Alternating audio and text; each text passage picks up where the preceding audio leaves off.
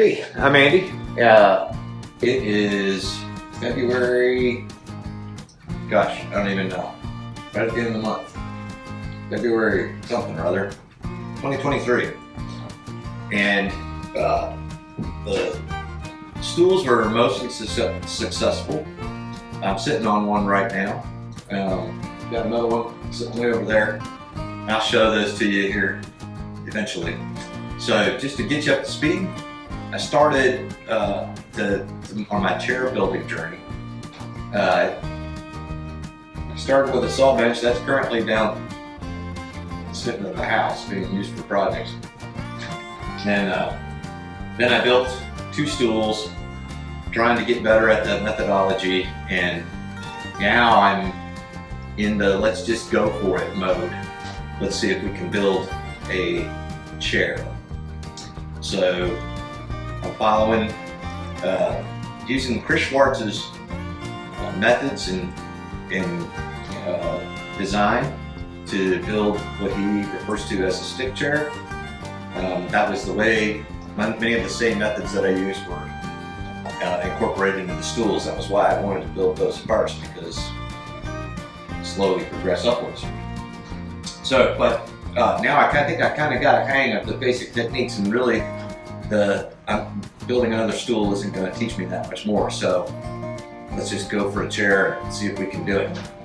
So a couple days ago, I stopped in Chattanooga at Chattanooga Hardwood Center, and I bought some really nice red oak. Weird as it might sound, I don't have this kind of material here on Tumblewood yet. This is kiln dried, 8/4 stuff, meaning it's almost 2 inches thick there. And I don't have that yet built up in my inventory, so I had to buy it. So it should make for a good chair. Red oak is a pretty good choice. It's fairly cheap, and you gotta kind of filter through it. But if I mess it up, it's not like I'm out a bunch of money for, if I was using walnut or maple or some other fancy wood. So one of the things I've got the red oak up here. It's been sitting up at the shop. It's a nice rainy day. I was outside working a lot earlier today, putting a fence around the garden, and now it's kind of too wet to work outside, so let's go inside. Let's work on in the shop. So another little trick that Chris Schwartz talked about or shows, I've got to get this red oak broken down into something that I can use. Right now it's almost just over a foot in width, and I had it cut. I've got maybe a 5-foot section here, something like that, 4 or 5 feet. So I got to get my chair parts out of that. So one of the things he did, and I think it's pretty smart, this is just an old-fashioned, yardstick that probably lots of, if you're a Gen Xer, you grew up with 1 or 2 of these in your house probably, or at your school. And he marks out the dimensions that he needs on the yardstick, so it's easy to reference, because right now I'm just doing the rough cut to get the stock, get this big board broken down into pieces that I can use. So here, let's see if this will work. Let's see, this is the 13.5-inch mark, and that'll be the short sticks that'll end up holding up the arms of the chair. And then the seat and legs get cut at 21 inches, so I've got that marked there. And then the long sticks, which go up that support the back and the comb, the crest of the chair, and the stretchers need to be at 27 inches. So that's the longest dimension that I need. Now, he starts with the 27-inch. So I'm going to start with the 27-inch, because that's you want the grain in the wood to be as straight as you can, because the sticks are going to be, they're going to be pretty thin. So you want to be straight and be strong. And looking at this right here, just following Chris's guidance and teaching, probably can't see too much there, but I've got, it's doggone heavy, let me lift it up here. I've got pretty straight grain that runs up the side here, so I know I can get some long pieces out of that. That'll make some good long sticks, and then I'll triage out the rest of the board into other stuff. So I put this on here, and where did my red Sharpie go? Over here.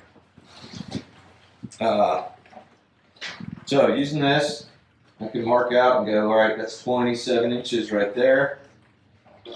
And that square doesn't quite reach, but that's okay.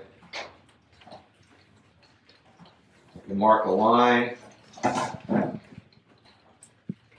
Just get, and I'll get, well, I'm not really quite sure, but I'll get quite a few straight sticks out of that piece right there. So then that leaves me with this part up here, and I can't get, it's less than 27 inches, so I can't get any more up there. You can see where the chainsaw cut was on this tree. But I can get, I can get 21 inches out of there, but I need straight short sticks.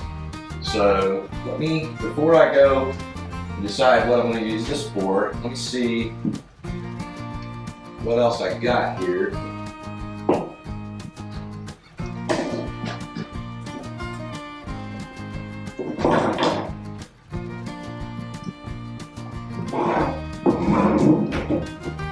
That one's pretty wavy over there. This is pretty good and straight.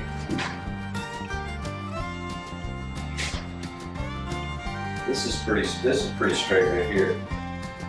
So I think I can get some more out of that. I should have mentioned, I'm gonna see if I can get parts for 2 chairs out of all of this. I think I can get 2, I might get 3. But since I'm cutting pieces up, I'm gonna try to get as many as I can. So this could become a seat. This is long enough for a seat. But I'm gonna mark this right here. This is gonna be long sticks.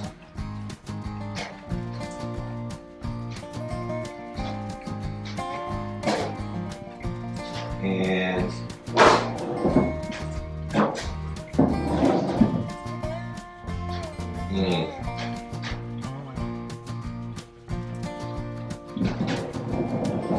I've got 2 good sides right here, and then it gets wacky. The grain gets wacky in the middle. But I know I can get these. This is going to be almost drifts on by the way that grain comes in right there. So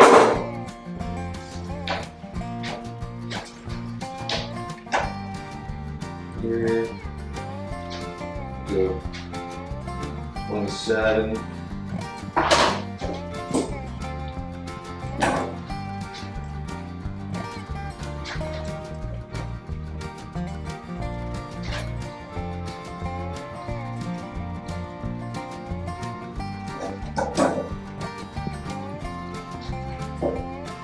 It's not exactly square because these are still, they're kiln dried and roughs on, but they're not cleaned out and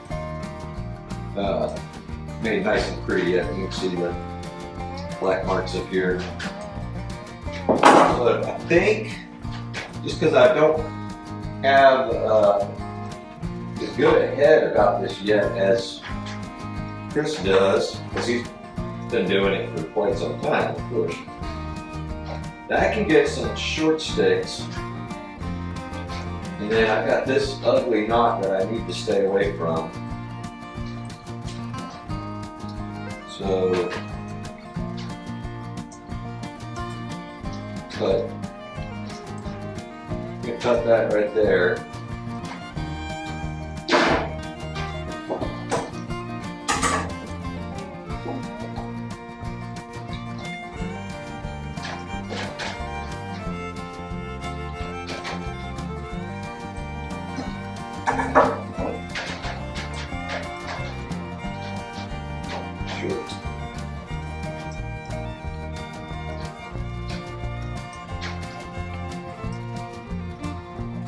sticks.